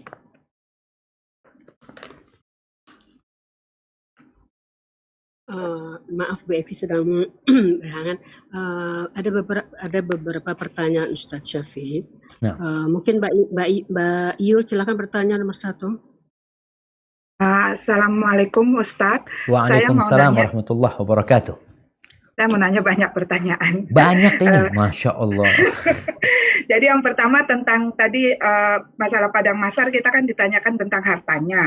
Nah, bagaimana misalnya seseorang yang bekerja di bank atau misalnya di perusahaan senjata gitu, atau di perusahaan lain yang kita nggak tahu nanti produknya akan jadi mudarat untuk umat muslim. Misalnya dia bekerja di perusahaan senjata atau misalnya perusahaan HP atau telekomunikasi, tapi nanti produknya dipakai orang misalnya untuk prostitusi online misalnya. Nah, itu pertanyaan saya, bagaimana apakah harta kita itu bisa dianggap sah gitu loh Ustadz, halal juga gitu. Nah, kemudian yang kedua masalah haji Ustadz. Kebetulan kan suami saya mu'alaf, bukan mu'alaf lagi ya, udah 9 tahun, orang Jerman, tapi masih terus belajar. Nah, saya pingin haji, tapi suami saya masih belum mantap. Jadi apakah saya harus menunggu suami saya pergi bersama mahram itu, apakah wajib bagi seseorang? Karena kalau yang saya tahu di Saudi Arabia umur 45 sudah boleh tanpa mahram. Tapi dalam Islam sendiri bagaimana Ustadz? Pergi haji tanpa mahram atau umroh. Kemudian yang ketiga masalah OWOS atau ODOS Ustadz, untuk online one juice atau online one day one juice atau one week one juice, itu bagaimana dalam syariahnya? Apakah bisa dikatakan nanti bid'ah ataukah hanya untuk memotivasi diperbolehkan? Jazakallah khair. Nah, barakallahu fikum. Ya jamaah, Masya Allah, diborong pertanyaannya. Ini anak takut sampai maghrib akhirnya jawab pertanyaan ibu. Pertanyaan yang pertama berkaitan dengan orang yang bekerja. Ingat, ketika kita bekerja di sebuah tempat, kalau bicara tempat riba selesai, tempat itu tempat memang di situ ada akad riba, akad yang dimurkai sama Allah Subhanahu wa taala. Nggak boleh di sana. Tapi sekarang kalau tanya tadi, kita bekerja di perusahaan yang bicara handphone, senjata atau lain-lainnya, sebenarnya yang diproduksi itu boleh. Jadi selama yang diproduksi itu secara hukum agama boleh, maka nggak ada masalah. Perkara penggunaannya, ya orang menggunakan alat-alat itu sebenarnya bisa untuk kebaikan, bisa untuk kejahatan. Itu kembali kepada penggunanya. Maka nggak apa-apa kita bekerja di tempat itu, kecuali kita itu kita jualan senjata. Kita jualan senjata. Atau jualan pisau. Jual pisau boleh. Ada orang pakai pisau itu untuk nyembelih ayam, nyembelih motong bawang. Tapi ada yang untuk nusuk orang. Apakah kita berdosa? Nggak berdosa kita. Karena hukum asalnya halal barang yang kita jual. Kalau kondisinya ada orang mau beli pisau kita, lalu dia mengatakan, aku mau beli pisau yang ini. Aku mau bunuh orang itu. Di sini kita nggak boleh jual buat dia. Karena kalau kita jual berarti kita membantu dia untuk membunuh orang. Tapi kalau secara hukum awalnya boleh-boleh aja, nggak ada masalah. Tinggal masalah penggunaannya nantinya. Selama kita nggak tahu dan orang itu juga tidak menyampaikan, kita tidak perlu cari tahu. Karena barang yang dijual adalah barang yang halal, diperbolehkan dalam agama untuk diperjualbelikan. Baik, Pertanyaan yang kedua berkaitan dengan haji. Allah Azza wa Jalla mengatakan walillahi 'alan nas hajjul baiti man istata'a ilaihi sabila. Allah tuh memiliki satu kewajiban atas manusia untuk berangkat haji bagi yang mampu. Jadi orang ketika mampu dia wajib haji. Ada perselisihan di antara para ulama. Apakah haji ini termasuk kewajiban yang harus langsung ditunaikan atau boleh ditunda? Ini dua. Boleh ditunda atau langsung. Mamanya anak mampu berangkat haji tahun ini, berarti anak harus berangkat tahun ini. Nggak boleh nunda tahun depan atau tahun selanjutnya. Atau boleh ditunda. Anak rasa ketika orang itu mampu, segerakan berangkat haji. Karena menunda-nunda ini akan membuat kita akhirnya tidak berangkat. Apalagi kita tahu haji ini berkaitan ibadah harta, fisik, dan hati. Takut uangnya habis dipakai. Karena kita tahu punya mobil nggak wajib, punya rumah nggak wajib, berangkat haji wajib. Maka segerakan berangkat haji. Masalahnya yang ibu tanyakan tadi kan, gimana suami belum mantap? Apakah berangkat haji itu harus pakai mahram? Kemampuan orang itu dalam madhab Hambali, ketika orang itu tidak ada pendampingnya, mahramnya, maka nggak wajib buat dia. Jadi syarat wajib itu, insya Allah kalau Anda tidak salah dalam madhab Hambali, berpendapat adalah adanya mahram. Ketika tidak ada mahram, dia nggak mampu berarti. Tapi di madhab yang lain, seperti Imam Syafi'i mengatakan tetap dia wajib berangkat haji. Walaupun nggak ada mahramnya umpamanya. Tapi tetap harus ada pendampingan yang ini haji wajib ya. Yang mengamankan dia. Ada kelompok yang amanah umpamanya. Dia berangkat bersama mereka. Itu dalam pendapat Imam Syafi'i insya Allah rahimahullah ta'ala. Tapi Anda lihat. Ketika anti bicara mahram kan nggak harus suami. Bisa jadi saudara. Bisa jadi paman. Bisa jadi keponakan. Mereka adalah mahram. Jadi kalau masih ada mahramnya, berusaha untuk berangkat sama mereka. Asalkan walaupun tadi tidak bersama suami. Tinggal sekarang masalah memantapkan suami. Jadi kadangkala kalau tadi ibu udah nyampaikan suami sudah 9 tahun masuk Islam ya. Mungkin memang selama ini belajarnya kurang intensif. Sehingga kalau bicara anak punya teman ya dulu dari Italia. Dia sekolah di Madinah. Masuk Islam, dia kemudian sekolah di Madinah. Dia 2 tahun masuk Islam, sudah hafal 20 juz Al-Quranul Karim. 2 tahun masuk Islam. Jadi kondisinya kalau sudah 9 tahun, insya Allah seharusnya lebih mantap. Maka nasihat anak ibu banyak-banyak istighfar, minta ampun sama Allah. Kemudian mulai kalau bicara sama suami itu bicara keimanan. Kadangkala kalau bicara hukum, nggak masuk sama dia kalau bicara hukum ini. Dia perlu tahu siapa yang meletakkan hukum ini. Ketika dia kenal sama Allah SWT, bahwasanya semua nikmat dari Allah. Allah nggak banyak yang diminta. Kita itu kadang-kadang jalan-jalan ke sana, jalan-jalan ke sini. Allah minta engkau ziarah ke rumahnya. Masa berat buat engkau? Nggak lama ke sana. Jadi mungkin ibu bisa membujuk suami dengan menanamkan keimanan di diri suami. Adapun pertanyaan yang ketiga berkaitan dengan one day, one juz atau one week, one juz. Apakah boleh yang seperti itu? Boleh sebenarnya kita membaca Quran tiap hari 1 juz. Bahkan Nabi mengarahkan kalau bisa sehari 1 juz. Ketika ada sahabat yang menghatamkan Quran ya tiap hari, Nabi melarangnya enggak. Jangan. Engkau hatamkan sebulan sekali, Afan, lupa. Dari mulai 3 hari, pokoknya paling maksimal 3 hari sekali engkau menghatam Quran. Kalau engkau menghatamkan Quran dalam sehari 1 juz boleh. Nabi SAW ketika di bulan Ramadan, selama bulan Ramadan, beliau itu setoran hafalannya kepada Jibril AS 1 juz. Ketika beliau, Ramadan terakhir beliau tahun 10 Hijriah, Nabi itu setoran kepada Jibril 2 kali. Artinya hatam Quran 2 kali berarti ya sehari 2 juz. Artinya boleh sebenarnya. Yang jadi masalah, kadang-kala masalah hati. Kalau kita harus laporan di grup ya, alhamdulillah anak sudah selesai 1 juz semuanya. Ana udah selesai 1 juz, ana udah hatam ini itu masalahnya di hati. Maka ditakutkan orang itu jadi riya. Jadi yang perlu dijaga adalah hati kita. Kalau bicara setoran, anak-anak yang menghafal Quran itu setoran sama gurunya, ada yang sehari 2 juz, dia harus setoran sama gurunya memang.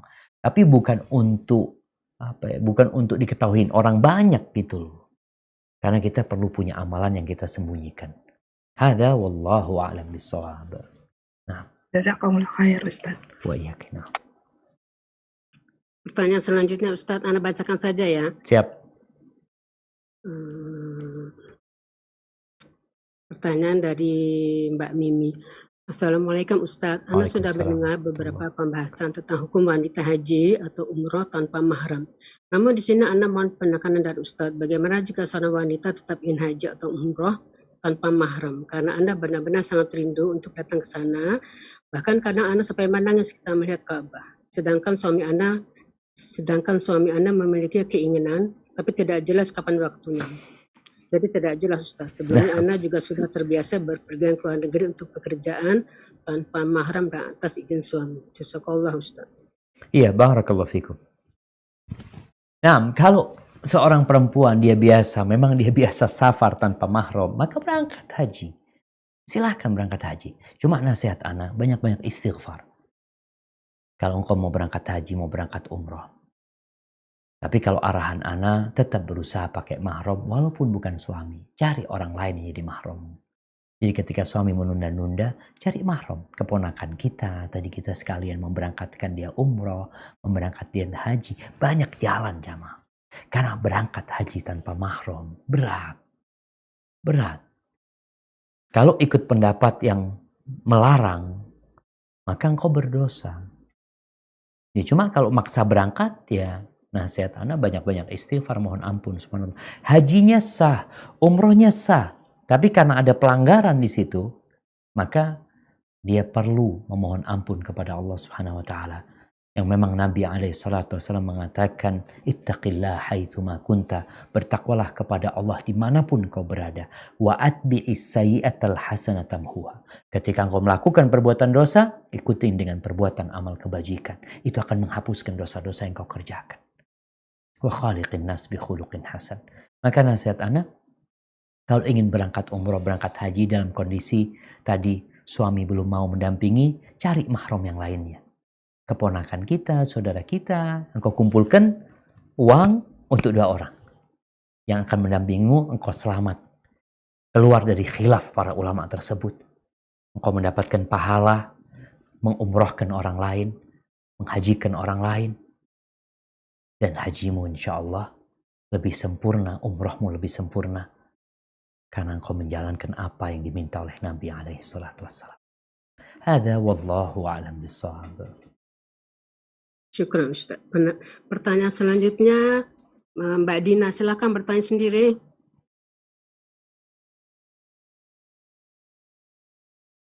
Mbak Dina. Assalamualaikum warahmatullahi wabarakatuh. Waalaikumsalam warahmatullahi wabarakatuh. Pak Ustadz, saya tuh mau bertanya tentang pernikahan saya. Suami saya dulu menikah dengan saya, masuk Islam 1 minggu sebelum akad nikah. Tapi beliau masuk Islamnya karena mau menikah dengan saya gitu, bukan karena dia punya niat sendiri untuk mempelajari Islam, untuk masuk Islam. Sekarang ini pernikahan kami sudah berjalan 10 tahun. Suami saya masih belum mau belajar sholat, baca Al-Quran, puasa, dan masih belum berhenti meninggalkan semua yang dilarang oleh Allah Subhanahu wa taala. Tapi dia tidak pernah melarang saya untuk beribadah. Dan beliau juga sudah mengizinkan saya untuk menutup aurat. Saya baru saja berhijrah. Yang jadi pertanyaan saya baru-baru ini, mungkin dulu waktu sebelum saya hijrah saya nggak peduli, tapi sekarang ini saya begitu takut sama siksa Allah. Saya takut bahwa pernikahan ini di mata Allah adalah zina seumur hidup. Saya terus berikhtiar dengan berdakwah di hadapan suami dan anak-anak semampu saya. Tapi saya tahu saya serahin hidayah itu milik Allah, hati itu milik Allah. Saya berdoa terus sama Allah semoga suami dan anak-anak saya mendapat hidayahnya. Hanya di sisi lain pertanyaan itu tuh terus berkecamuk di hati saya. Saya takut bahwa ini tidak diridhoi oleh Allah Subhanahu wa taala. Yang saya tanyakan, saya harus bagaimana? Dan satu lagi, setiap Natal gitu ya, yang bertua di Italia. Dan saya tahu di hari Natalnya itu mereka selalu pergi untuk misa. Saya tanya sama suami saya, kamu tuh sebetulnya apa? Dia bilang, saya Islam. Tapi saya nggak berani mengatakan sama orang tua saya bahwa saya sudah masuk Islam sejak 10 tahun lalu. Jadi buat dia ke gereja untuk menemani orang tuanya supaya orang tuanya nggak kecewa mengetahui bahwa dia sudah masuk Islam. Nah itu tuh apakah suami saya Anak-anak sudah gimana? Anak-anak Muslim semua tadi? Anak-anak yang besar ikut saya karena itu dari pernikahan saya yang pertama. Yang kedua masih 5 tahun, saya jujur dilarang mengajarkan. Tapi anak saya sih ikut saya, Ustadz. Kayak dia udah mau belajar menghafalkan Al-Fatihah, ayat-ayat pendek gitu anak saya tuh. Terus kalau makan keluar dari rumah dia berdoa. Suami saya memang melarang saya, tapi saya terus mengajarkan dia. Suami melarang? Suami saya, alasannya? Yang anak kedua itu jadi alasannya, jadi kalau di bule itu berpikirnya gini Pak Ustadz, biarkan anak memilih pada saat dia berumur 18 tahun. Jadi dia tuh berpikir bahwa agama ini agama keturunan, agama Islam itu agama keturunan yang ada di kepalanya dia. Bahwa anak saya yang pertama nggak apa-apa, karena itu dari pernikahan saya yang pertama, silahkan. Tapi yang kedua ini anak kami, dia tuh orang Itali gitu ya, dan mereka tuh keluarganya lebih ke Katolik.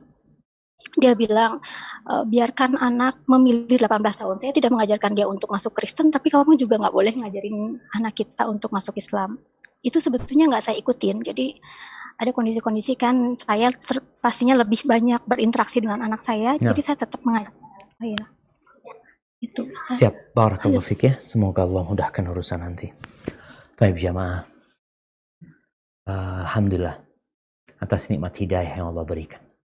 Tadi Ibu Dina mungkin sebelum atau Ibu siapa lupa sebelum dapat hidayah dia nggak peduli untuk urusan suaminya mau kayak apa, dia mau kayak apa, yang penting pernikahan itu berjalan. Haibati fillah. Kalau laki-laki itu memang dia masuk Islam, benar dia masuk Islam. Kita tahu orang masuk Islam itu dengan bersyahadat. Bersyahadat dia mengatakan asyhadu an la ilaha illallah, asyhadu anna Muhammad Rasulullah, kita terima keislaman dia. Apapun alasannya, dia ketika bersyahadat kita terima. Namun kalau ternyata di hatinya kekufuran, sebenarnya dia pura-pura mengatakan itu, berarti hukum sebenarnya dia orang kafir. Orang munafik tadi yang menampakkan keislaman tapi menyembunyikan kekufuran. Namun kita tidak bisa menghubungi dia, menghukumi keyakinan hati dia. Yang kita bisa hukumi adalah ucapan dia, bahwasanya dia telah masuk Islam. Namun kita tahu Islam ini menuntut orang itu untuk melaksanakan perintah-perintah Allah dan menjauhi larangannya. Bicara sholat, ketika orang itu sama sekali tidak sholat. Maka kita tahu pendapat para ulama yang mengatakan orang yang tidak sholat telah keluar dari Islam. Yang ditakutkan memang dia belum Islam. Dia mengatakan itu kepada anti, bahwasanya dia Muslim, sebagaimana dia mengatakan kepada orang tuanya, dia masih Nasrani. Jadi, wallahu alam, ada mungkin orang-orang sana ya, orang-orang sana itu nggak peduli sama agama sebenarnya. Seperti yang tadi dia katakan kepada, udah nggak usah dia mau Islam, mau Kristen, buat dia semua agama sama. Sehingga dia hari ini mau Muslim, nggak ada masalah buat dia. Nanti dia mau Nasrani lagi, buat dia nggak masalah. Ini yang berbahaya ketika pemikiran itu ada. Maka kalau kondisi pernikahan anti, ana rasa ketika awal menikah sah pernikahan tersebut dengan dia mengatakan syahadat. Dan dia sampai sekarang mengatakan Muslim. Cuma masalah dia tidak melaksanakan perintah Allah sama sekali. Dan nanti akan dimintai pertanggungjawaban sama Allah SWT. Karena kita tahu ketika seorang menikah, Nabi alaihi salatu wassalam sudah berpesan, lihat agama dan akhlaknya. Anti tidak melihat agamanya. Karena memang mungkin tadi Anti sebutkan, Anti sendiri dulunya ya nggak kurang peduli sama agama. Sekarang kondisinya gimana? Ya, kondisinya ada di tangan Anti pilihannya. Ketika Anti ingin mendidik anak Anti secara Islam, maka didiklah anak Anti secara Islam. Suami mau marah nggak ada masalah, biar dia marah. Yang penting Anti berusaha untuk menjaga amanah itu. Dan tugas Anti mengajak suami, mendakwain suami, duduk sama suami. Sampaikan kepada suami, anak ingin memastikan engkau muslim atau tidak. Sampai nggak ada masalah. Ini loh ajaran Islam seperti ini. Kalau dikatakan Anti sudah bertahun-tahun nikah sama dia, 10 tahun nikah sama dia. Mungkin memang kesalahan Anti. Selama ini tidak ngajarin suami dengan ajaran Islam yang sebenarnya gitu. Anti alhamdulillah sudah bisa menutup aurat. Tinggal sekarang proses ini, Anti baru hijrah. Sekarang prosesnya bagaimana mengajak suami benar-benar jadi muslim yang taat. Minta dia untuk punya waktu menyimak tentang ajaran agama Allah ini. Setelah itu berikan kebebasan kepada dia. Mau nerima fadl, nggak nerima fadl. Dan nanti ketika dia tidak menerima ajaran Islam ini, maka Anti punya pilihan untuk berpisah sama dia. Dan ingat yang ngasih rezeki Anti adalah Allah Subhanahu wa Ta'ala. Maka rasa silakan proses ini dijalani. Bagaimana mengajak suami, mengajarkan tentang Islam yang sebenarnya pelan-pelan. Bicarakan sama suami tentang Allah Subhanahu wa Ta'ala terlebih dahulu. Ajak suami ziarah kubur, melihat orang-orang yang telah meninggal dunia. Karena memang agama Islam ini diperintahkan untuk masuk ke dalamnya secara kafah, nggak separuh-separuh kita masuk Islam ini. Hadza wallahu a'lam bissawab.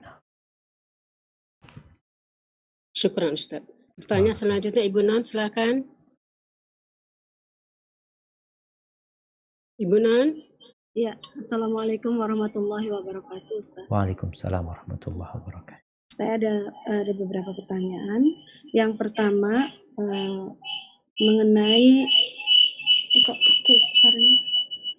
mengenai ini amal kita yang ketika kita hidup, Ustaz. Nah, amal kita yang ketika kita hidup itu akan dicatat semasa kita hidup. Nah, kemudian bagaimana dengan amal jariah? Apakah amal jariah yang kita tinggalkan ketika kita masih hidup itu akan bertambah ketika kita di kuburan kemudian dihisab di padang mahsyar? Itu pertanyaan pertama. Yang kedua, tadi Ustadz menyampaikan mengenai api yang dari Yaman. Ya. Ketika manusia itu digiring oleh api dari Yaman, manusia itu dalam keadaan hidup. Ya. Kemudian berkumpul di negeri Syam. Apakah kita itu berkumpul dengan orang-orang yang masih hidup itu berkumpul dengan orang-orang yang sudah meninggal yang dibangkitkan oleh Allah, atau orang-orang yang hidup itu dimatikan dulu kemudian dikumpulkan bersama-sama orang yang dibangkitkan oleh Allah? Terima kasih Ustaz. Siap, barakallahu fikum. Nah, jamaah, di sini ada 2 pertanyaan ya. Yang pertama berkaitan dengan amal jariah. Apakah penulisan amal jariah itu orang udah meninggal dunia nih? Udah selesai itu amalan dia, putus. Tapi ternyata ada amalan yang belum putus. Berarti kalau bicara amalan belum putus, pencatatannya terus. Sehingga amalan ini akan berdampak buat dia di alam kuburnya. Akan berdampak. Sehingga kita tahu Nabi SAW datang ke kuburan, mendoakan orang yang meninggal dunia. Sampai pernah Rasulullah SAW lewat kuburan.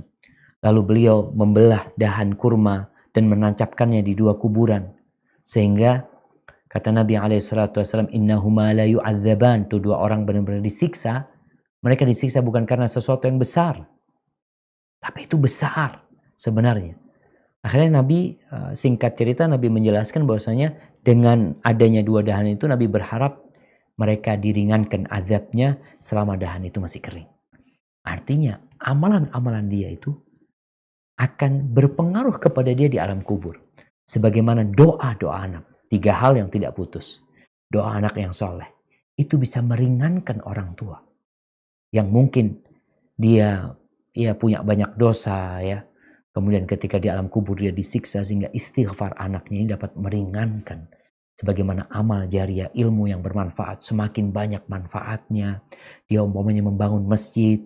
Ketika dia bangun masjid mungkin yang sholat sedikit. Ketika dia meninggal dunia ternyata masjid ini jadi ramai, jadi tempat kajian. Sehingga pahala itu semakin banyak, menambah kenikmatan buat dia di alam kubur dan meringankan adab dia di sana. Jadi pencatatannya itu terus berlangsung. Karena memang Nabi SAW mengatakan tidak putus. Putus semuanya kecuali 3 tadi, ilmu yang bermanfaat, doa anak soleh, dan sedekah jariyah. Maka tetap akan dirasakan dampaknya. Adapun penghitungannya nanti secara detail itu ada di padang mahsyar. Adapun pertanyaan kedua tentang nanti ada api yang menggiring manusia, ini sebelum terjadinya kiamat. Jadi sebelum terjadinya kiamat artinya orang-orang yang mati belum dibangkitkan. Yang ada orang-orang yang hidup dikumpulkan ke Syam, dikumpulkan di sana, kemudian nanti akan ditiupkan sangkakala, ya kumpul di sana mereka. Ingat, mereka hidup seperti biasa di sana. Mereka melakukan jual beli karena kiamat akan terjadi spontan ya, mendadak dalam kondisi mereka tidak